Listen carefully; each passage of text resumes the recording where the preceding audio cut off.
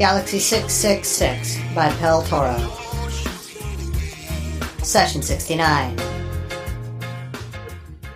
Welcome back, fellow explorers, to Galaxy 666, your ever-present guide to here.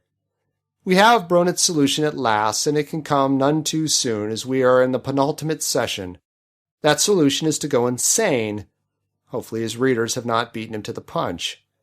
The logic is that if Galaxy 666, is there really a Galaxy 666, or just this one planetary system consisting of one planet, is a system that exists only on chaos or randomness, then to survive one needs to become random, or rather insane. As mentioned in last week's session, Bronit has given our universe too much credit, or at least not understood it fully. Our universe can be decomposed into several simple building blocks: mass and energy, light, forces, and fields.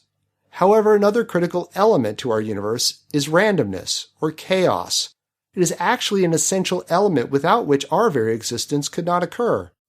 True, every event has a cause that created it, and those can be traced backward in time. However, we cannot use the same process to predict the future. We know how frontal systems react to form weather, yet we can't say for certain what the weather will actually be tomorrow. This is not a limitation of measuring equipment, but the structure of the universe itself. As we have learned more and more about the universe, we have learned more and more about how fundamental chance is. For instance, 20 years ago, electrons orbited atoms like planets. Now we understand them to exist in regions of probability. We don't know where the electrons are exactly, but we can identify where they are likely to be. In a more practical sense, we live in a world where we cannot correct for every eventuality. And it is not a matter of knowing every possible variable and properly taking them into consideration. It is a matter of not knowing how variables will interact. We don't know when the radioactive material will decay. We don't know when the cat will die.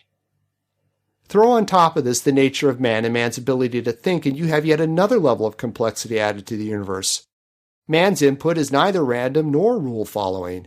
And in the same manner that we can have a general idea of what will affect the weather and what it will approximately look like tomorrow, we can also have a rough idea of how certain stimulus will affect people en masse. But no one can definitively know what any specific person will do at any time. What this means for all of us is that in a universe as unpredictable as ours, we can take no credit for our success, nor blame for our failures. All we can do is do all we can to increase the likelihood of success and minimize the chance of failure, which is a completely different kind of attitude. If we are playing a game and we play to win, once we think we have won, we are finished. But if we are playing to increase our chances of winning, we are never finished, because there is always something else that can be done to improve our chances. The same is true for anything in life. We should not try to succeed. We should strive to increase our chances of success. And we should accept failure as both inevitable and transient. As Leonard Moldanov notes in his book, The Drunkard's Walk, How Randomness Rules Our Lives, quote, "Successful people in every field are almost universally members of a certain set, the set of people who didn't give up." Unquote. And what would an anti-universe look like? Would it be a place where random events occur? Unlikely, as random events already occur in our universe. Our expectation should then be a place without any rules governing mass and energy, magnetic and electric fields, or space-time.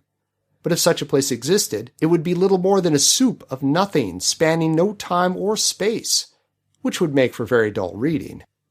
Bronit and Pel's plan is far more interesting, though I am not sure why one must go insane in order to strike controls at random.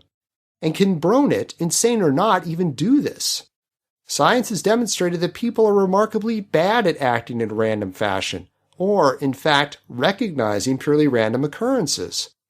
Just try choosing a number between 1 and 20, and then do it again, and again, and do this, say, 50 times.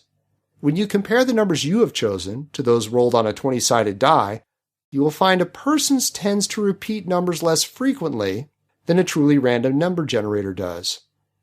In addition to not being good at generating randomness, we are also not so good at identifying it. Pareidolia is a psychological phenomenon where one discerns meaning from random patterns. For instance, finding prophetic meaning in numbers, faces in stained wood, or animal shapes in clouds. Randomness is a fantastic and necessary thing.